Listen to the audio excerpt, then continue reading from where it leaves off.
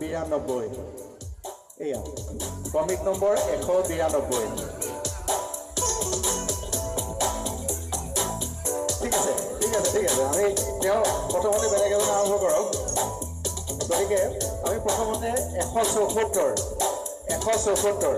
আমি প্ৰথম 174 পৰা আৰম্ভ কৰিম গতিকে 174 আমি আৰম্ভ কৰিবৰ কাৰণে অনুৰোধ জনাইছো